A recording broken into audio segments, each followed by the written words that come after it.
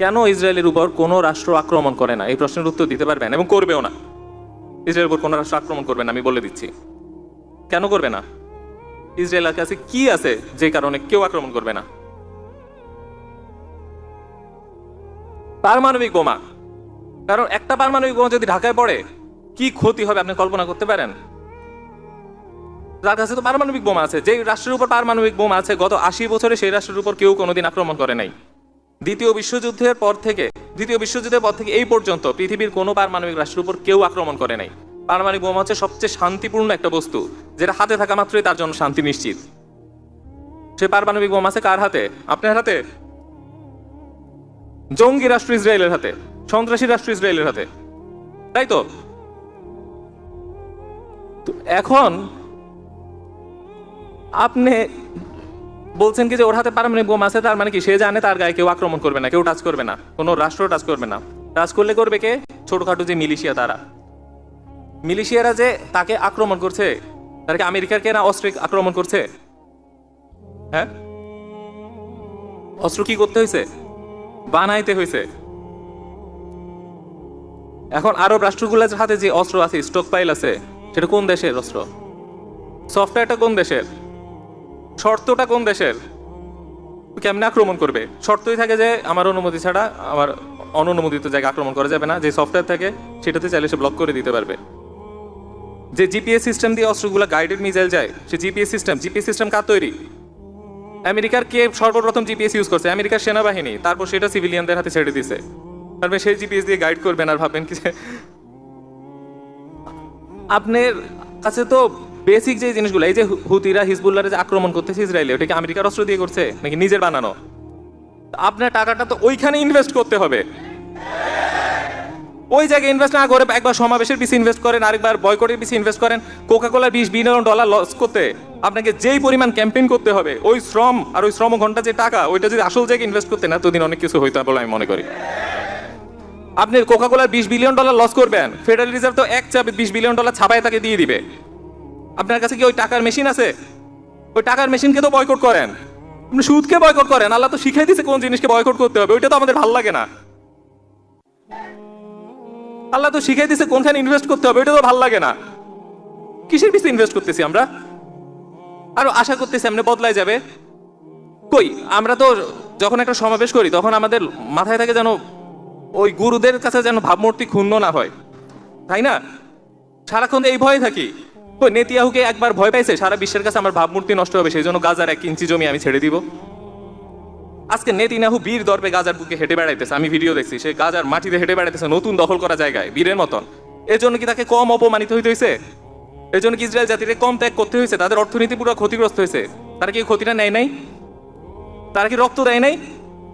তারা রক্ত দিয়ে অপমানিত হয়ে ক্ষতিগ্রস্ত হয়ে ঠিকই দখল করে ছাড়ছে, অধিকার ছাড়ে নাই। আর আমরা অপমানিত হব না, অর্থনীতি ক্ষতি করা যাবে না, আরে ভাই কোনো ত্যাগ করা যাবে না। সেই জন্য কি আজকে আমরা কাঁদতেছি, ওরা হাসতেছে। আপনি যদি সুন্নতকে দেখেন, যে সুন্নতটা আমরা ছেড়ে দিছি সেটা সে গ্রহণ করে ফেলছে, সেই জন্যই সে দখল করতেছে আর আমরা দখল ছাড়তেছি। রাসূল সাল্লাল্লাহু আলাইহি ওয়াসাল্লাম কি কখনো বলছে মক্কার কাফেরদের কাছে ভাবমূর্তি যেন থাকে, সেই জন্য আমি যুদ্ধ করে নতুন জমি করবো না, এক্সপান্ড করবো না, সাম্রাজ্য ছড়াবো না? বলছে? রাসূল সাল্লাল্লাহু আলাইহি ওয়াসাল্লামকে মানুষ গালি দেয় নাই? তখন বলে নাই যে তুমি তো যুদ্ধ করে দখল করে ফেলতেছ, তুমি তো সাম্রাজ্যবাদী, তুমি তো কিসের ধর্ম নেতা হইছ? মানুষকে তখন এভাবে চার্জ করার চেষ্টা করে নাই? তো রাসূল সাল্লাল্লাহু আলাইহি ওয়াসাল্লাম কি বলছে? না আসলেই তো ঠিকই, তো আমার ভাবমূর্তি রক্ষা করতে হবে, আমি শান্তিপূর্ণভাবে গান্ধীর মতন, মহাত্মা গান্ধীর মতন হয়ে যায়। বলছে? রাসূল সাল্লাল্লাহু আলাইহি ওয়াসাল্লামকে যখন বয়কট করছে তখন কি বলছে? আমার সাহাবীরা এত কষ্ট করতেছে, আমি এক কাজ করি, ওদের সাথে সমঝোতা একটা চুক্তি করে ফেলে, আমরা একটু উন্নতি হই, আর কষ্ট করতে পারবো না। বলছে? ত্যাগ কিন্তু করছে, ত্যাগ করে সাম্রাজ্য বড় করছে। বড় করার পর কি থেমে গেছে? যাক, আমি যেহেতু মক্কা দখল করছি, এখন থেকে শান্তি, আর কারোর সাথে লড়াই নেই, সবার বন্ধু। বলছে? আরো বড় করছে। আবু বকর রাদিয়াল্লাহু আনহু আসার পর কি করছে? আরো বড় করছে। হযরত ওমর রাদিয়াল্লাহু আনহু আসার পর কি করছে? আরো বড় করছে। আর আমরা শান্তি, আমরা বুদ্ধা হয়ে গেছি। আর বুদ্ধা আমরা হচ্ছে কি, না না বয়কট করবো, কোনো ভেজালে জড়াবো না, ওটা কিনলাম না, টাকা দিলাম না, এটা খাইতে মজা, এটা টাকা দিয়ে দেয়, অস্বাস্থ্যকর জিনিস খায়, শুয়ে শুয়ে আল্লাহর কাছে আবাবিল দাও। আল্লাহ কি আপনার কথাই চলে? আজকে আমরা যে সুন্নতকে হারাইছি সেই সুন্নতগুলা দিয়ে ইসরায়েল কিন্তু তার ভূমি বাড়ায় ফেলতেছে। তবে হ্যাঁ, সেটা তার সাথে আরো কিছু অন্যায় করতেছে। এটা হচ্ছে সিভিলিয়ান ক্যাজুয়ালিটি করতেছে, শিশু হত্যা করতেছে, দুনিয়ার সামনে গণহত্যা চালায়, ক্যামেরার সামনে আবার গর্ব ভরে বক্তৃতাও দিচ্ছে। নির্লজ্জ। ওইটা তো সুন্নত না, কিন্তু যেটা আমরা ছাড়ছি ওইটা সে নিছে, এতটুকু বলছি। হ্যাঁ, এখন চিন্তা করেন, এই যে কিছু কোম্পানির নাম বললাম, যে গুগল, সিমেন্স, এই কোম্পানিগুলার কি পরিমাণ ইসরায়েলকে সাপোর্ট করছিল একটা প্রমাণ দেই। ইউরোপে যে সবচেয়ে বড় টেক সামিট হয়, ওয়েব3 সামিট, সেই সামিটে যে হোস্ট, সে একবার বলছিল যে যুদ্ধাপরাধ তো যুদ্ধাপরাধী, এবার যেই পক্ষই করো, যদি ওই পক্ষ করে তাও যুদ্ধাপরাধ, এই পক্ষ করলে যুদ্ধাপরাধ, আমরা তো যুদ্ধাপরাধের বিরুদ্ধে কথা বলতেই পারি। শুধু এই কথা কেন বললো? সেই জন্য গুগল আর সিমেন্স ওই সামিট ত্যাগ করলো, সেকুয়া ক্যাপিটাল ওই সামিট ত্যাগ করলো, তারপরে ফেসবুকও ত্যাগ করলো। এদেরকে এই যে এইসব কোম্পানিগুলা এইভাবে ওপেনলি একটা অপরাধীকে সমর্থন করলো, এবং এর কারণে ওই পুরা মনে করেন অনুষ্ঠানটাই বরবাদ হয়ে গেল। ওই কোম্পানিগুলার ইনভেস্টরকে আপনি যদি দেখেন, আমাদের মধ্যপ্রাচ্যের যে তেল সমৃদ্ধ রাষ্ট্রগুলো আছে, তারা ওই কোম্পানিগুলার একটা বড় ইনভেস্টর। এবং আমেরিকা যে ছোট কোম্পানি আছে, এমনকি আমেরিকা সরকারকে কে ঋণ দেয়, ওই লিস্টেও আমাদের মধ্যপ্রাচ্যের রাষ্ট্রগুলোর নাম আছে, এমনকি বাংলাদেশও আছে। কিভাবে? বাংলাদেশে ডলার রিজার্ভ করে সঞ্চয়পত্র কিনে না, আমেরিকা সরকারের সঞ্চয়পত্র, ওইটা হচ্ছে আমেরিকা সরকারকে ঋণ দেওয়া। ইসরায়েল ভালো করেই জানে তার উপর কেউ কিছু করবে না, তার আছে পারমাণবিক বোমা, আর আমাদের আছে কি আবেগ। যখন মানুষ খালি হাতে লড়াই করতো, তারপরে হঠাৎ করে একজন তলোয়ার আবিষ্কার করলো, তখন কি আপনি বলেন যে আমি খালি হাতে লড়াই করবো, তুই তলোয়ার নিয়ে আয়? আপনি কি করতে হয়? তলোয়ার বানাইতে হয়। যখন মানুষ পিস্তল আবিষ্কার করলো, তখন কি তলোয়ারের যুগ থাকলো? তলোয়ারের যুগ কি শেষ, চলে গেছে। যেটা চলে গেছে ওটার কথা চিন্তা করে তো লাভ নাই। তারপরে কি মানুষ পিস্তলে লড়াই করলো, রাইফেল আসলো, তারপরে কি আসলো? কামান। এই কামান দিয়েই মুসলিমরা ইস্তানবুল জয় করছে, যেটার ভবিষ্যৎবাণী রাসূল করে গেছিল না? আচ্ছা, আর একটু পড়াশোনা করতে হবে। ওই ইস্তানবুল যেই কামান দিয়ে দখল হয়েছে, সেই কামানের আর্কিটেক্ট কিন্তু মুসলিমও ছিল না, সে ছিল হাঙ্গেরির একটা ইঞ্জিনিয়ার, তাকে আমরা রিক্রুইট করছি। টেকনোলজি কত গুরুত্বপূর্ণ বুঝতে পারতেছেন? তার পরবর্তীতে যখন কামানের যুগ আসলো, তখন তো কেউ বলে না যে তীর ধনুক দিয়ে আমি কাজ করব। তীর ধনুকের যুগ থাকে না। তারপরে কি আসলো? আমরা ক্ষেপণাস্ত্র আনলাম, মিসাইল আনলাম। এখন মিসাইল দিয়ে 6000 কিলোমিটার দূরে আমি একটা জায়গায় আক্রমণ করে ফেলতে পারি। তো আমার মিসাইল নেই, ওর মিসাইল আছে, আমি কি হেঁটে হেঁটে রওনা দিব ওদিকে? আমি কি হেঁটে হেঁটে রওনা দিব? আমি তো মিসাইল প্রযুক্তিতে ইনভেস্ট করতে হবে। আমাদের কি টাকা নাই? কি মুসলিম রাষ্ট্রকে আল্লাহ টাকা দেয় নাই? এই টাকাটা কোথায় ব্যবহার করছি? দুইটা খাতে, একটা বিলাসিতা সবাই জানেন, আর একটা পশ্চিমা রাষ্ট্রের কোম্পানিগুলোতে ইনভেস্টমেন্ট। আর আমরা যারা একটু মেধাবী হই, তার স্বপ্ন থাকে কোথায় চাকরি করা? গুগল, ফেসবুক, HP, মাইক্রোসফট, তাই না? বাহ, মেধা দিয়েও সাহায্য করছি, টাকা দিয়েও সাহায্য করছি, আবার বলছি ফিলিস্তিন মুক্ত হয়ে যাবে। আমরা আমাদের দোষ দেখি না, খালি বলে আল্লাহ কেন কিছু করে না। আবার একটু যদি আগুন জ্বলে, 2-4টা গাছও যদি পুড়ে, ওইটাও মানে আবেগে ফাটাই ফেলি, হ্যাঁ 2টা গাছ পুড়ছে, আমি তো নিজেই পুড়ে যাচ্ছি, ওইটার খবর নাই। একটা তীরও যদি মারেন, ওইটার মূল্য আরো বেশি যদি 10টা গাছ পুড়ে যাচ্ছে, বেশি না? কারণ সেটা আপনি মারছেন। তো আজকে আমাদের যে প্রযুক্তি দেখেন কত টাকা লাগে। একটা অ্যাটম বোম বানাইতে আপনার লাগে সব মিলায় 10 থেকে 20 মিলিয়ন ডলার, এবং একটা ব্যালিস্টিক মিসাইল বানাইতে লাগে আরো 20 মিলিয়ন ডলার। তাহলে 40 মিলিয়ন ডলার দিয়ে যদি এই যে এত বড় বড় ইয়ে না করে যদি আমরা 5টা বানাই, কোন একটা দেশ আমরা না হই, তাহলে কিন্তু আর ওই ভয়টা থাকে না যে আমার উপর যদি আক্রমণ করে, আমার উপর তখন আর আক্রমণ করবে না, এবার আমি কথা বলতে পারি। আজকে আপনি এখানে চিৎকার করেন, চিৎকার করে ফাটায় ফেলেন, আল্লাহু আকবার বলেন, শরিয়া কায়েম করে দিব, এই করে দিব, সেই করে দিব। 1 বছর পর এখানে আসেন তো দেখেন কি কায়েম হয়। সারা দুনিয়ার কেউ আপনার পাত্তা দেয় না, সেই জন্য এটা নিয়ে কেউ মানাও করে না যে কইরো না, এগুলো বললো না।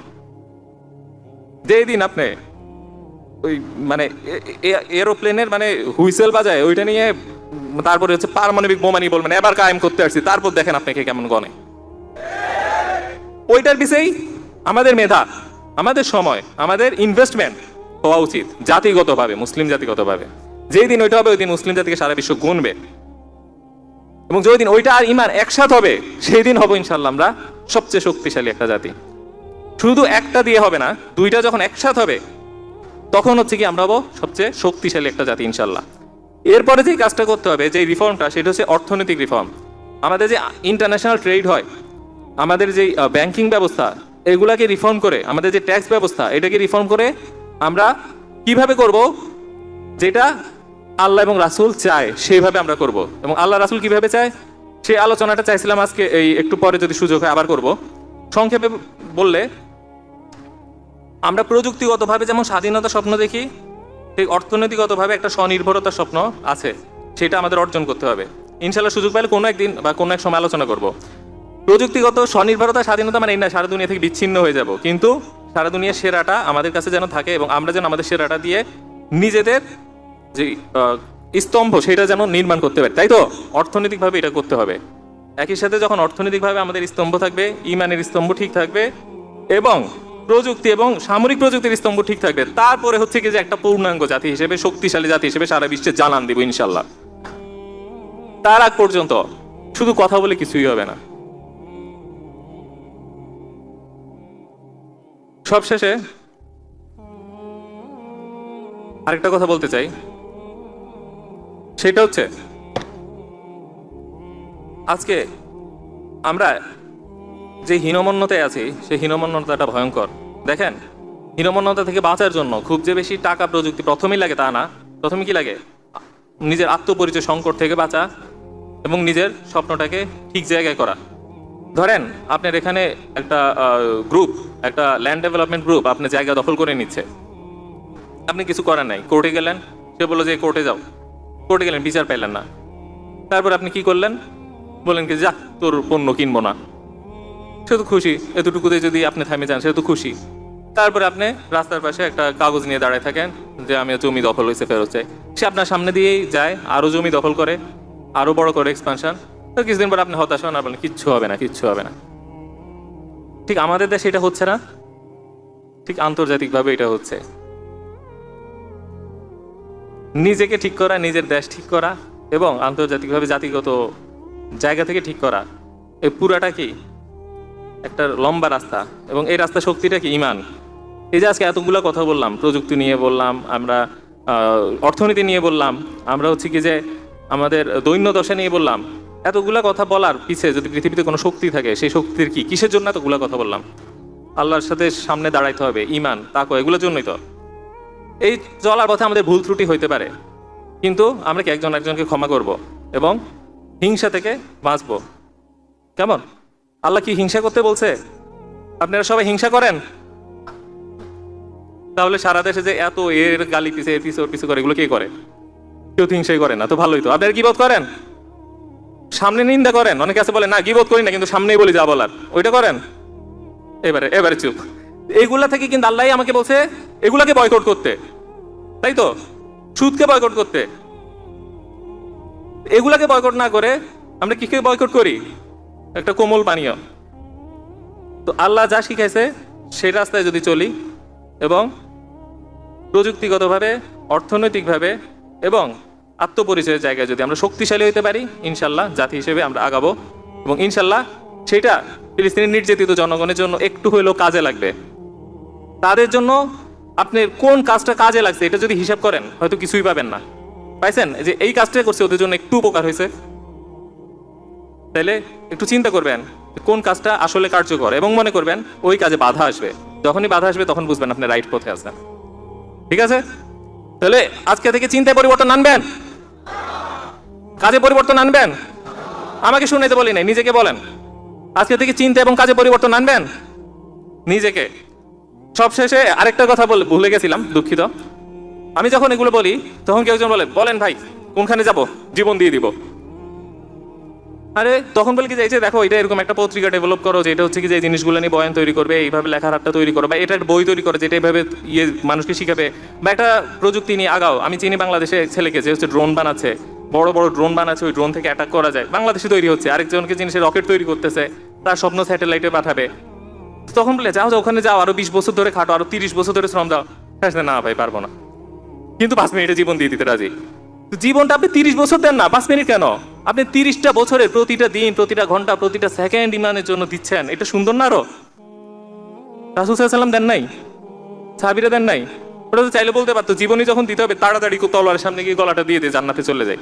আপনি আপনার সারাটা জীবন তো দিবেনই, কবরে যখন যাবেন কেউ তো জীবন রেখে যাইতে পারবেন না, দিবেনই যখন দিয়েই যান। দেখেন কোনটার পিছে দিবেন, ওইটার পিছে দিয়ে যান। আজকে আমি এই কথাগুলো বলছি কম করে হলো 14 বছর ধরে, শুধু 8 বছর আমি সকাল থেকে সন্ধ্যা শুধু লাইব্রেরিতে ছিলাম। এখন যদি আপনাকে বলি ভাই 8 বছর সকাল থেকে সন্ধ্যা লাইব্রেরিতে থাকেন, দেখেন তো এই জিনিসটা নিয়ে সারা বিশ্বে আপনি থট লিডার হতে পারেন কিনা? কয়জন আছেন যে আগাইতে পারবেন? হাত তুলেন না, নিজেকে বলেন। এই জায়গাটাতে চেঞ্জ আনতে হবে, ধৈর্যের সাথে একদম ফোকাস ঠিক রেখে কনসিস্টেন্টলি কাজ করে করে একদম ফলাফল তুলে আনতে হবে। এই কাজটার দিকে আজকে থেকে ফোকাস করবেন, এই নিয়ত নিয়ে নিজেকে বলেন ইনশাল্লাহ। আচ্ছা ঠিক আছে, ধন্যবাদ। আলোচনা ভুল ত্রুটি থাকলে ক্ষমা করবেন।